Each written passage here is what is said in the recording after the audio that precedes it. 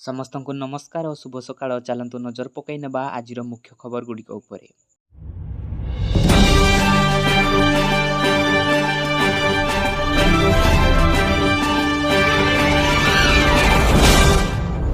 ଆଜି ବନ୍ଦ ରହିବ ସମସ୍ତ ସ୍କୁଲ।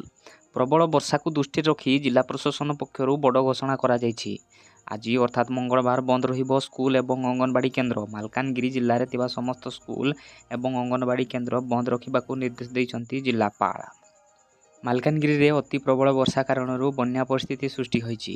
ଅନେକ ଗାଁରେ ପାଣି ଜମି ରହିଛି, ଏପରିକି ଏନ୍ଏଚ୍ ଉପରେ ବି ପାଣି ଚାଲୁଛି। ତେଣୁ କୌଣସି ବିପଦ ଆଶଙ୍କାକୁ ଦୃଷ୍ଟିରେ ରଖି ଆସନ୍ତାକାଲି ଜିଲ୍ଲାର ସମସ୍ତ ସ୍କୁଲ ଏବଂ ଅଙ୍ଗନବାଡ଼ି ବନ୍ଦ ରଖିବାକୁ ମାଲକାନଗିରି ଜିଲ୍ଲାପାଳ ନିର୍ଦ୍ଦେଶ ଦେଇଛନ୍ତି। ପରବର୍ତ୍ତୀ ଖବର, ପିଏମ୍ ସୂର୍ଯ୍ୟଘର ମାଗଣା ବିଜୁଳି ଯୋଜନା। 1 ଲକ୍ଷ ଆବାସିକ କୋଠାକୁ ସୌରଶକ୍ତି ଯୋଗାଇବ TPCODL। ପିଏମ୍ ସୂର୍ଯ୍ୟଘର ମାଗଣା ବିଜୁଳି ଯୋଜନା ଅଧୀନରେ ଟାଟା ପାୱାର ଓ ଓଡ଼ିଶା ସରକାରଙ୍କ ଏକ ଯୌଥ ଉଦ୍ୟୋଗ TP central Odisha distribution limited ରାଜ୍ୟର 1 ଲକ୍ଷ ଛାତ ଉପରେ ସୌରଶକ୍ତି ବ୍ୟବସ୍ଥା ସ୍ଥାପନ କରିବାକୁ ଲକ୍ଷ୍ୟ ରଖିଛି। ଏହି ଯୋଜନାରେ ଗ୍ରୀନ୍ ସିଟି ମିଶନରେ ରାଜଧାନୀର ବାସିନ୍ଦା ସ୍ୱତନ୍ତ୍ର ସବସିଡି ପାଇବେ। ପରବର୍ତ୍ତୀ ଖବର, ଅନଲାଇନ୍ ପେମେଣ୍ଟ ଉପରେ ଲାଗିବ 18% GST। सोमवार अनुष्ठित जीएसटी काउंसिल बैठक में डेबिट और क्रेडिट कार्ड तथा ऑनलाइन पेमेंट को नहीं एक बड़ घोषणा करा जायछि। गणमाध्यम सूत्रରୁ मिलिଥିବା सूचना अनुसार 2000 टंकारु कम क्रेडिट कार्ड डेबिट कार्ड कारोबार उपरे आदाय होउतबा मर्चेंट फी उपरे एबे 18% जीएसटी आदाय करा। परवर्ती खबर, ग्रामरक्षी को अणदेखा करुछंती सरकार। 25 आंदोलन पर चेतावनी। आंध्र, छत्तीसगढ़, पश्चिमबंग, झारखंड राज्य समेत देशर अन्य राज्यगुड़िक ग्रामरक्षी माने मासिक 15,000 ରୁ 18,000 टंका दरमा पाउथुबा बेले ओडिशारे ग्रामरक्षी माने मात्र 1800 टंका भत्ता पाउछंती, जहाँकि ग्रामरक्षी और तांको परिवार प्रति उपहास बोली ओडिशा निखिल उत्कल ग्रामरक्षी महासंघ अभियोग करिछि। महासंघ सभापति रत्नाकर नायकଙ୍କ अध्यक्षतारे कटकरे आयोजित प्रतिवाद रे ग्रामरक्षी मानक सरकार अणदेखा करुथुबा नै अभियोग करा जायथिला।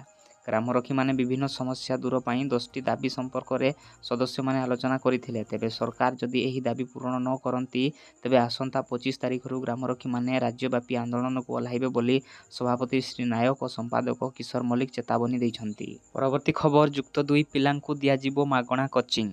प्रतियोगितामूलक परीक्षा पाई दियाजिबो मागणा कोचिंग। उच्च माध्यमिक शिक्षा निर्देशालय पक्षरु आरंभ होईछि एकाडेमिक सपोर्ट प्रोग्राम। पिलांकु ऑनलाइन माध्यम रे पढ़ा जिवो। नीट और जेई मेन कोचिंग पर यही कार्यक्रम आरंभ हेबो। एथिरे कला वाणिज्य और धंदामूलक शिक्षा छात्र छात्री समेत विज्ञान छात्र छात्री मध्य सुजोग दिया जिवो। राज्यर समस्त सरकारी और बेसरकारी अनुदान प्राप्त कॉलेज रे याकु लागू करा जिवो। युक्त 2 अनुष्ठान गुड़िक निजर स्मार्ट क्लासरूम प्रस्तुत करने को उच्च माध्यमिक शिक्षा निर्देशालय पक्षरु चिठी करा जायछि।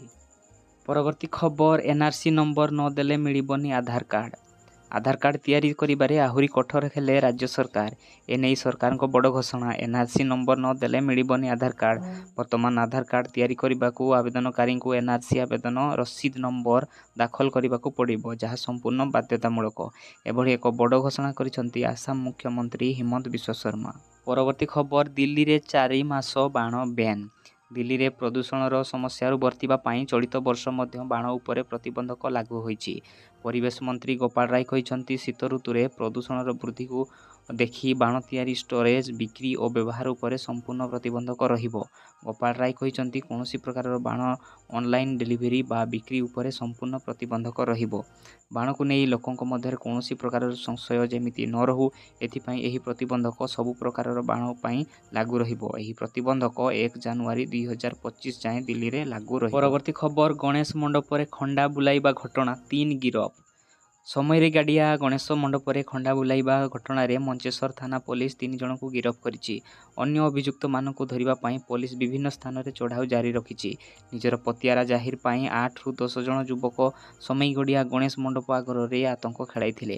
दुर्बृत्त मानक हाथ रे खंडा धरी आतंक सृष्टि होई फेरार हो जाइथिले। एही घटना पर मंचेश्वर पुलिस विभिन्न स्थान रे 3 जन को गिरफ करिछि। परवर्ती खबर, आवास योजनार चालिछि हरिलुट।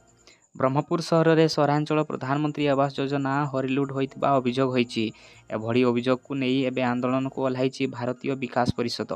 ଭାରତୀୟ ବିକାଶ ପରିଷଦର ଅଭିଯୋଗ କ୍ରମେ ସହରାଞ୍ଚଳ ପ୍ରଧାନମନ୍ତ୍ରୀ ଆବାସ ଯୋଜନାରେ ପ୍ରତିଟି ହିତାଧିକାରୀଙ୍କୁ ନିଜ ପଟ୍ଟା ମୁତାବକ ଘର ନିର୍ମାଣ କରିବା ନିମନ୍ତେ କେନ୍ଦ୍ର ସରକାର 1,50,000 ଟଙ୍କା ଓ ଘର ନିକଟରେ ଶୌଚାଳୟ ନିର୍ମାଣ କରିବା ନିମନ୍ତେ ସ୍ୱଚ୍ଛ ଭାରତ ଯୋଜନାରେ 12,000 ଟଙ୍କା ପ୍ରଦାନ କରନ୍ତି।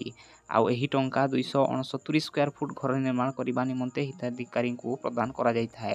କିନ୍ତୁ ବ୍ରହ୍ମପୁରରେ ଏହି ଯୋଜନାକୁ ହାତକୁ ନେଇଥିବା ଏକ NGO 269 ସ୍କୋୟାର ଫୁଟ ବଦଳରେ 150 ସ୍କୋୟାର ଫୁଟର ଘର କରି ହିତାଧିକାରୀଙ୍କୁ ପ୍ରଦାନ କରୁଥିବା ବେଳେ ସେଥିରେ ପୁଣି ହିତାଧିକାରୀଙ୍କୁ 1,62,000 ଟଙ୍କାରେ ଘର ନିର୍ମାଣ କରିବା ପରିବର୍ତ୍ତେ ହିତାଧିକାରୀମାନେ ନିଜ ଟଙ୍କାରେ ଘର ନିର୍ମାଣ କରୁଥିବାର ଅଭିଯୋଗ ହୋଇଛି।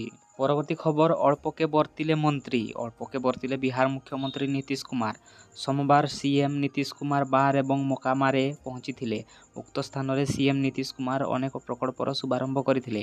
ଏହାପରେ ମୁଖ୍ୟମନ୍ତ୍ରୀଙ୍କ ଗାଡ଼ି ବ୍ଲକ କାର୍ଯ୍ୟାଳୟରୁ ବାହାରିବା ସମୟରେ ସେଠାରେ ନିର୍ମିତ ସ୍ୱାଗତ ଫାଟକ ଭୁଶୁଡ଼ି ପଡ଼ିଥିଲା, ଯେଉଁଥିପାଇଁ କିଛି ସମୟ ନୀତିଶ କୁମାରଙ୍କୁ ଅପେକ୍ଷା କରିବା ପାଇଁ ପଡ଼ିଥିଲା।